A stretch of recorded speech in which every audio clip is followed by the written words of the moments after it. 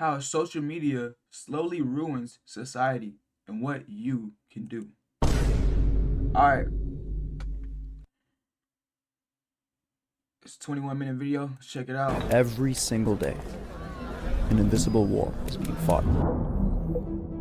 It's not a war over borders, armies, or geopolitical agendas.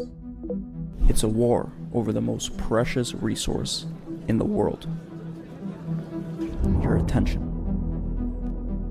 Every click, scroll, and swipe is part of an invisible system designed to influence your mind, not by chance, but by design. We live in a time where the most advanced minds in psychology and technology have one mission: to capture and hold your attention.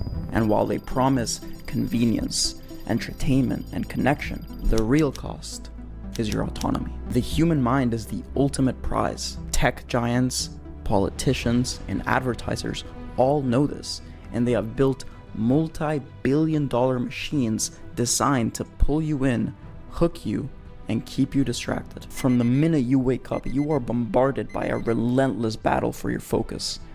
Countless invisible actors and agendas all simultaneously vying for a slice of your mind. See, the war for attention isn't just about distraction, it's about control. It's a battle to influence how we think, what we value, and how we behave. And if we don't wake up to what's happening, we risk losing the most important thing we have: our ability to think for ourselves, the ability to direct your attention and to consciously choose what you consume and how you engage with it is the most powerful skill that you possess. So if you've reduced brain rot to being just a social media problem and concluding that we just need to reduce our screen time in order to improve our mental health, then I have bad news for you. You've only scratched the surface. This is the war of our time, and it's time we take action. In 1964, philosopher Marshall McLuhan coined the phrase, "the medium is the message," which suggests that the way information is delivered, the medium itself, shapes society more profoundly than the actual content of the message. In other words, the tools we use to communicate fundamentally alter how we think, how we engage with information, and how we behave.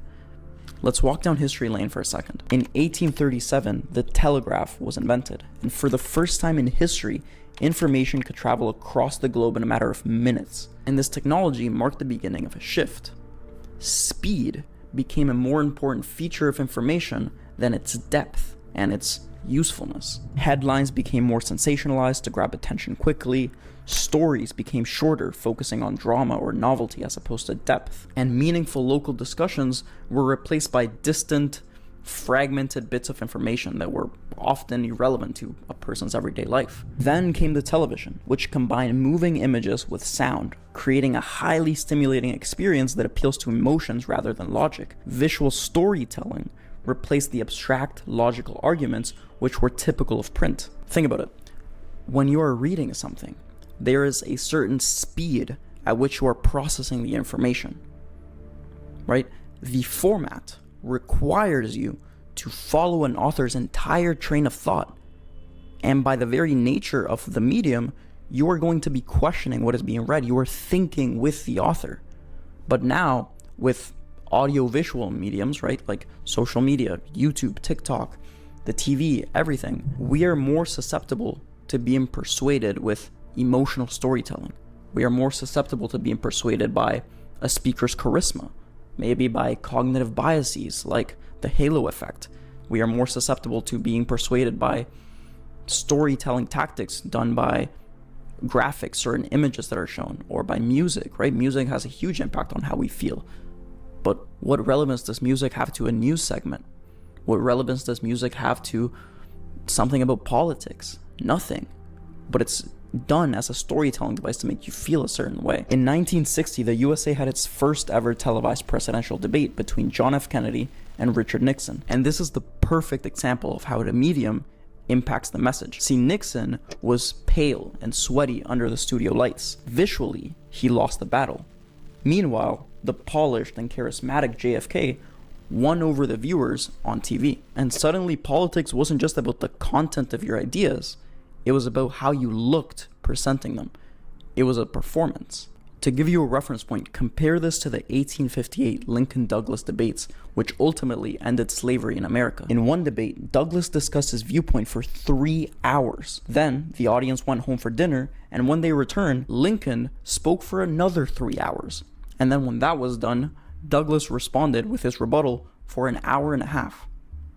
To think that an audience of today, myself included, could sit through 7 hours of political discussion is laughable. And now social media has taken this to a whole new level. Think about what wins elections today. It's not the candidate with the best ideas for the direction of the country. It's the candidate who understands the cultural landscape the best. It's the candidate who knows how to play the medium. Today, elections are won by tweets, by memes, by one-liners shared on social media, or whoever has the best podcast appearances. And this is not a shot at either political candidate. This is not a political channel, because frankly, both of them did this, what I'm talking about.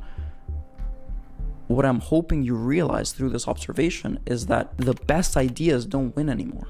It's the people who know how to weaponize the landscape of the media. I mean, do you think Abraham Lincoln would have been able to end slavery if his arguments were reduced to a 60-second TikTok with Mr. Beast style captions, right? With his weird ass chin and his receding hairline on display?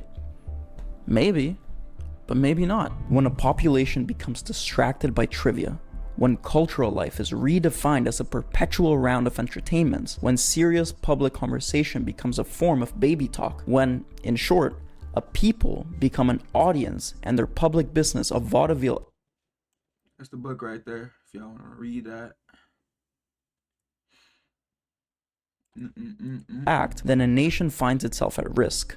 Culture death is a clear possibility. That is a quote from Neil Postman's Amusing Ourselves to Death. It was a book published in 1985 which critiqued the current state of media, which at his time was the television, and it warned us of the potential downstream effects of this media.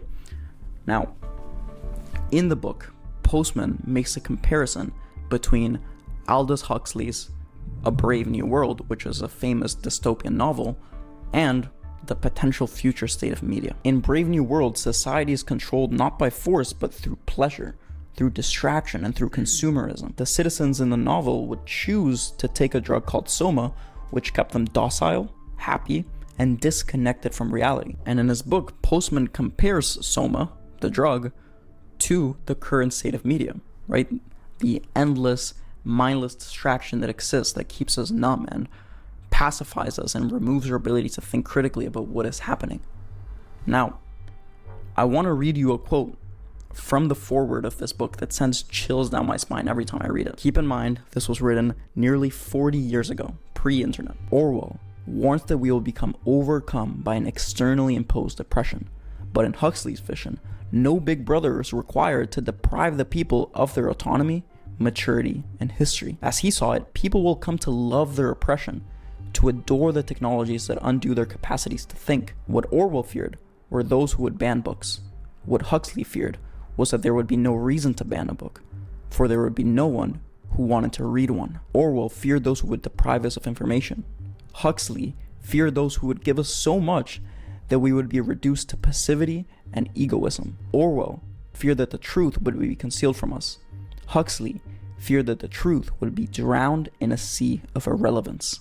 Now, coming back to our discussion about the state of media and brain rot, the danger lies in the fact that these new mediums, YouTube, TikTok, Instagram, Twitter, prioritize and reward entertaining content.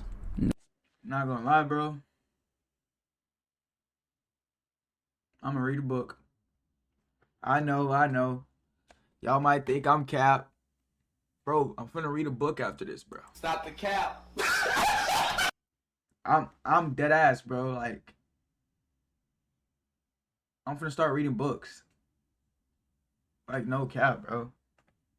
Like, what are we doing, bro? What are we doing? Ain't why I'm finna start reading books, bro.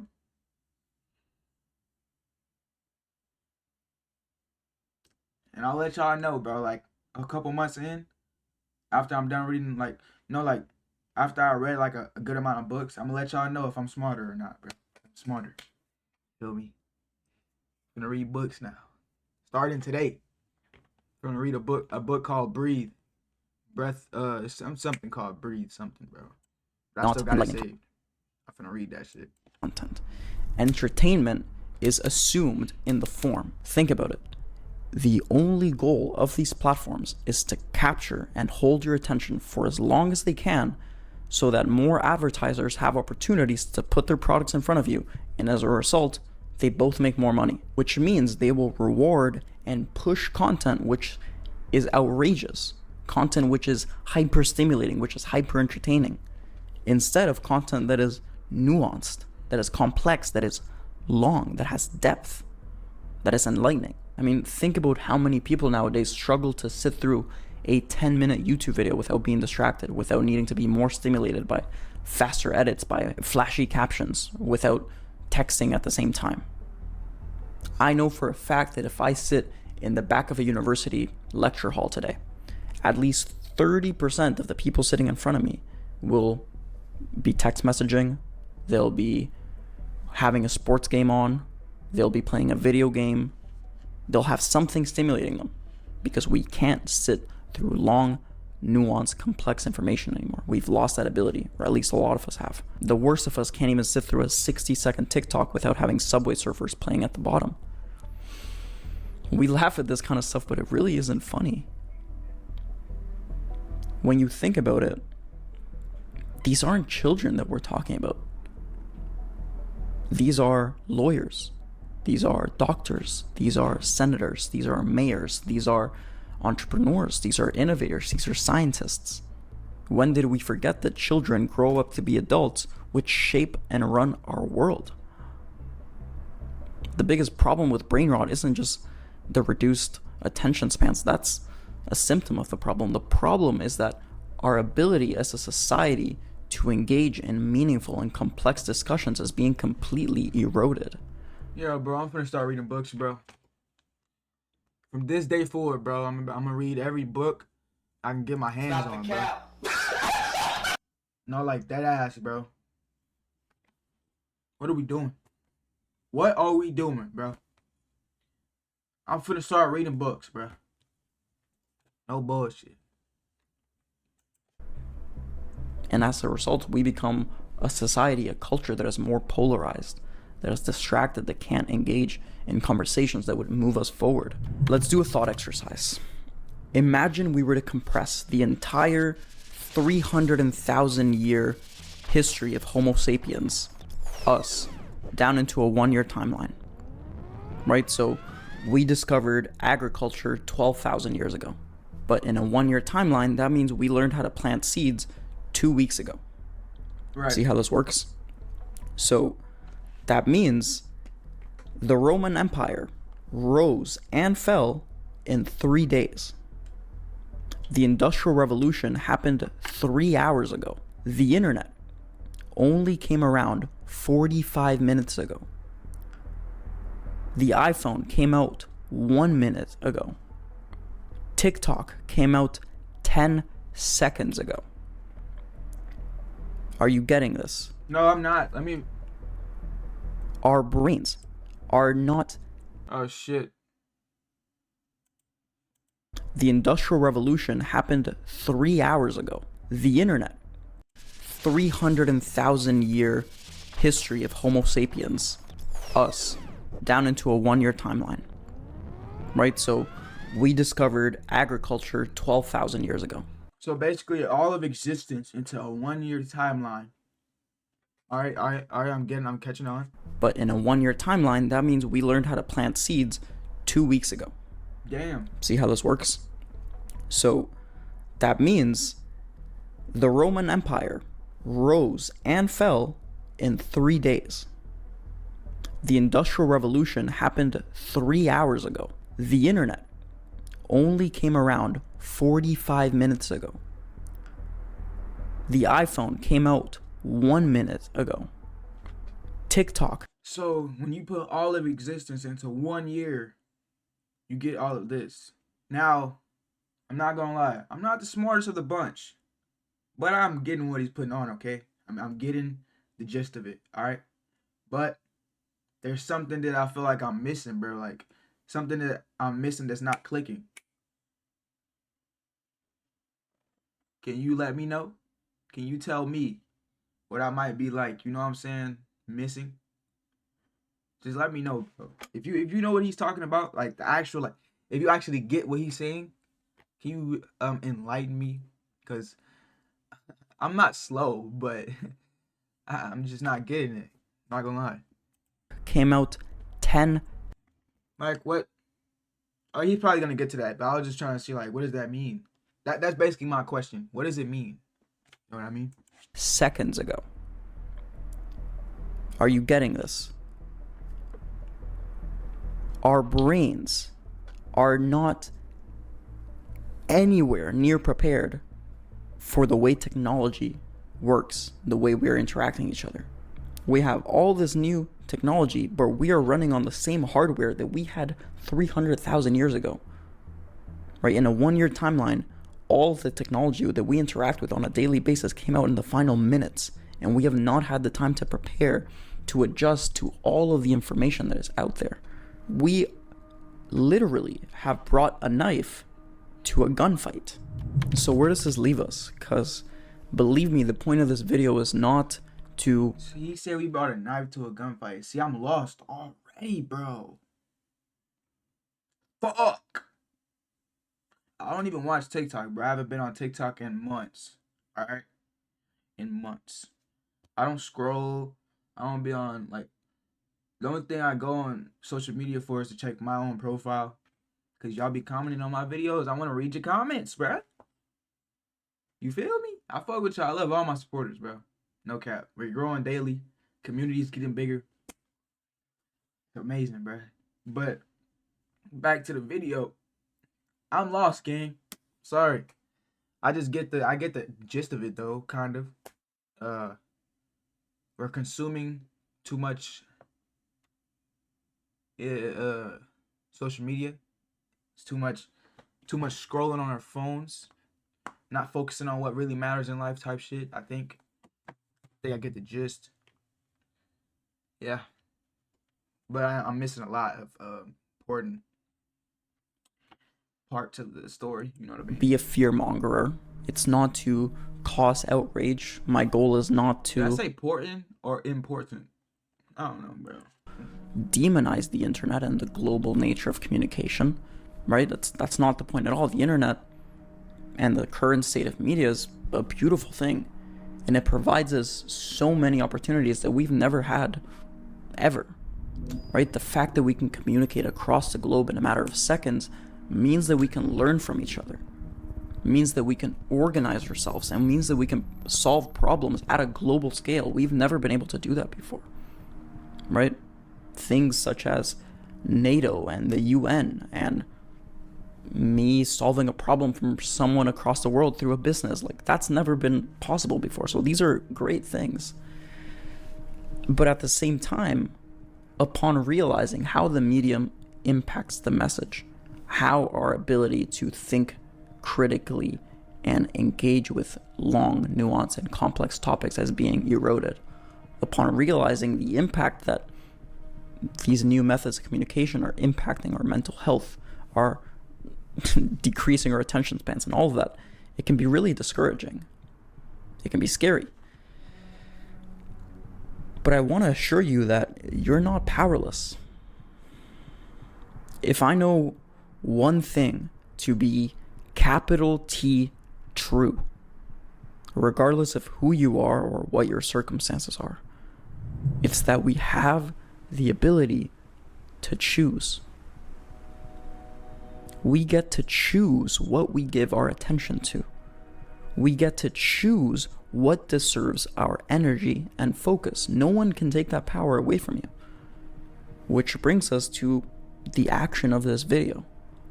The art of conscious curation. Do you want to reclaim your focus, increase your mental clarity, and be able to make decisions that serve you and your personal mission as opposed to the agenda of some invisible actors? Do you want to improve your emotional well-being, your relationships, Meanwhile, reducing your anxiety, your comparison, and your self-doubt. Do you want to clearly define your values without external noise distorting your perception? Do you want to improve your creativity, the quality of your work? Do you want to learn faster and better? Do you want to be less impulsive in your decision making? Develop the ability to think critically and become bulletproof to manipulation, propaganda, and aggressive advertising? Do you want to take ownership of your mind and create a life by your design and not someone else's? Sounds like the best product ever, doesn't it? Well, I'm going to give it to you for free. The solution lies in our ability to consciously curate the information, influences, and ideas that we allow into our lives. That's it. The quality of our inputs dictates the quality of our outputs. That's all it comes down to. It's one big...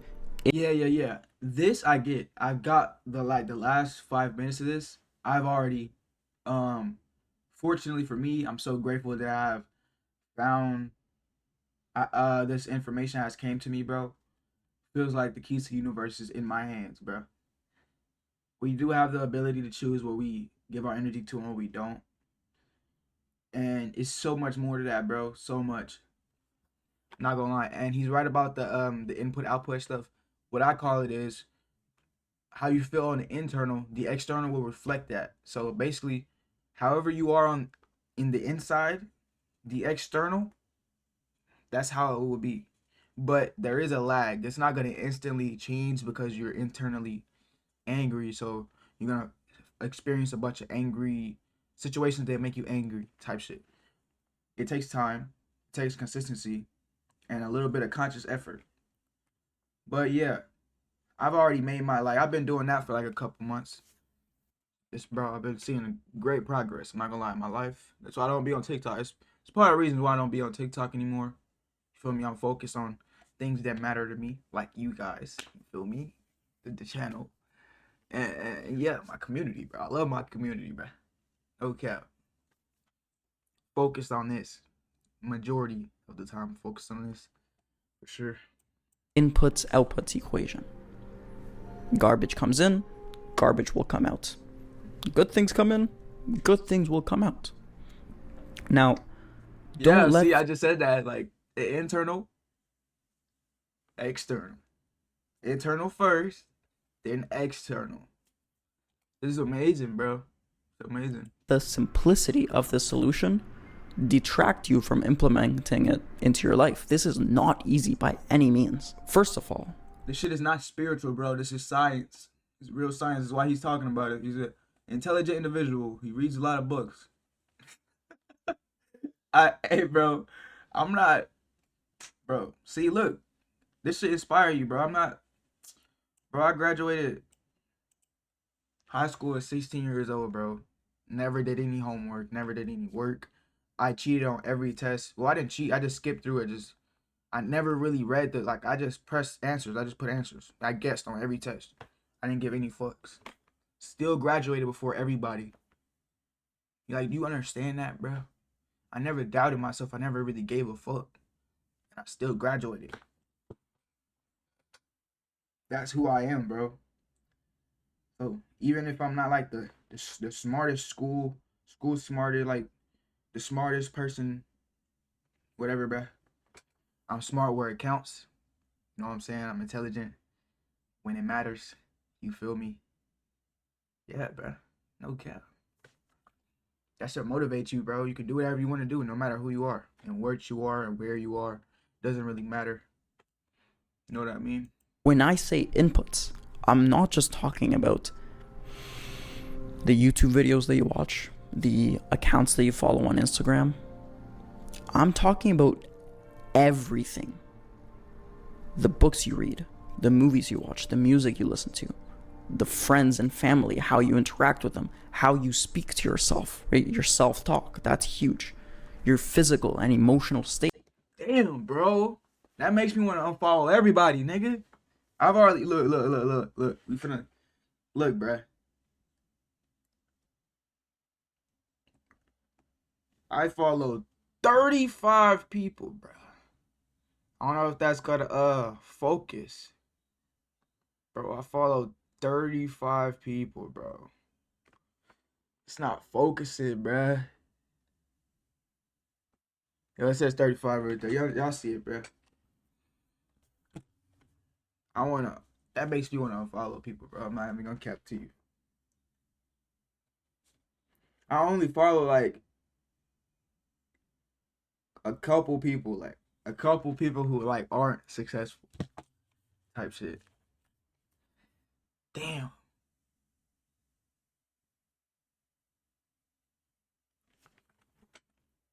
What else did he say? YouTube videos that you watch, the accounts that you follow on Instagram. I'm talking about everything. The books you read, the movies you watch, the music you listen to, the friends and family, how you interact with them. I've been doing good, like interacting with my family. I don't like if it's negative, and meanwhile, keep in mind, there's no real such thing as negative, bro. Whatever you feel like you don't prefer, that's what's negative. And what you do prefer, that's what's positive. You get the gist. But yeah. Anything negative from my family, I just ignore it, bro. Just keep moving. Don't give it any of my energy or attention, and it will just go away. You feel me? That's how you supposed to do it. But bro, it's a lot to it, gang. It's a lot. How you speak to yourself, right? Your self-talk, that's huge. Your physical and emotional states, your life experiences. Anything that your brain can process through your five sensory experience is an input. Now, whether that input is good or bad is highly subjective. The answer to that will be personal and depends on your answer to the following question, which is, what do you want? Exactly. That's why I said there isn't a right or wrong. It's what you feel is wrong for you and what you feel is right for you type shit. Yeah. No cap. That tells me, bro, that I'm doing the right things right now, bro. This is a message to me, bro.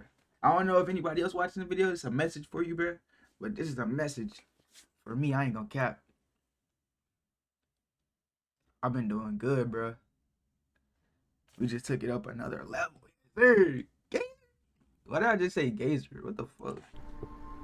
What is your purpose? What do you want to experience in the limited time that you have left here? Now, if your answer is something along the lines of, I want to experience joy, I want to experience love, I want to push my body, my intellect, and my creativity to its limits. I want to see what I'm capable of. I want to be part of a community. I want to be useful. If your answer is somewhere along those lines, if you're clear on what you want, then the next step becomes incredibly obvious. How do I align every single input to that vision? You're clear on your North Star. Then it just comes down to aligning every single input in your life to that. Right? Now that sounds simple enough, but that's only part one of this process. That's the curation aspect. The second element is much harder, and it's consciousness. Your ability to be conscious and aware at any given moment, registering everything that is unfolding in front of you. Your ability to be here now. Yes. Mindfulness. Yeah. Why? Because an input is only as good as your ability to register it and see how it aligns to your vision. Right. Of what use is watching an educational YouTube video, a podcast, if you were only half paying attention? If you were doing dishes at the same time, or you were answering text messages, right? If what use is reading a book, if while you're reading the book, you're having like 30 other thoughts and your mind is wandering, you're not actually picking up the information that the author is giving you. Of what use is having a beautiful partner that loves you deeply, that supports you, if you are constantly finding flaws in their character and your head is on a swivel anytime you see another attractive person? Every single day you wake up with a roof over your head. You walk outside on a cold morning and the sun beams this beautiful warm light on your face. You go to lunch with your friends, you laugh deeply. Maybe you get 3 hours on a weekend to work on a project that you're deeply passionate about. Life is offering you beautiful gifts day in, day out, moment after moment. But if you are not conscious, if you're not present, if you're not registering them, of what use are they? Hey, bro. I'm sorry if this is like a bad time. Bro, but I'm getting a big headache from all this information. Like, I deadass got a migraine, bro. It's a lot of information to take in. I was really paying attention. That's why I got a migraine right now. Like, my head is fuck, dude. I mean, it's great. I'm pretty sure it's kind of like working out, right? I'm working out my brain. It's a good thing, bro. It's a beautiful thing. You feel me? That's what this comes down to, right? Unfortunately, how media is organized, right? Brain rot, the brain rot problem, is fighting against us on both of these fronts. It takes away our presence and it feeds us an unlimited amount of bullshit information that doesn't align with our vision. So we have to curate incredibly hard. We have to be super intentional with the inputs that we allow into our awareness, and we have to be conscious. We have to be present. We have to register all of it. I'm gonna Man, that really makes you like you think, what am I doing right now that doesn't align with the with what I actually want to be? Like, what am I doing that contradicts? Did I just say contradict? I mean, that's how you say it, right? Contradicts. I'm tweaking, bro. I'm tweaking. What am I doing right now that contradicts the way that I want to, like, the person that I want to be, the person that I say I am? You feel me?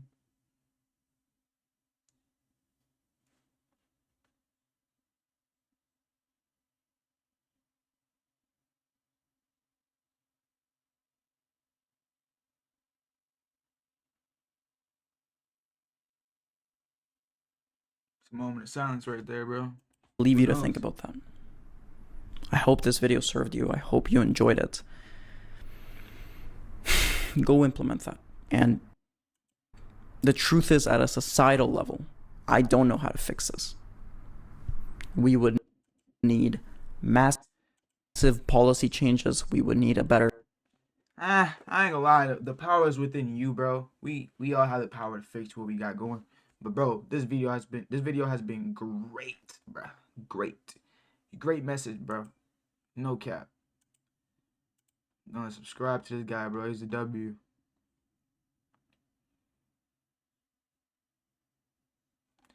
There's a lot of people venting and complaining about shit, but if you like this video, let me know in the comments. And I love y'all boys. I'm gonna see you on the next video. I'm out.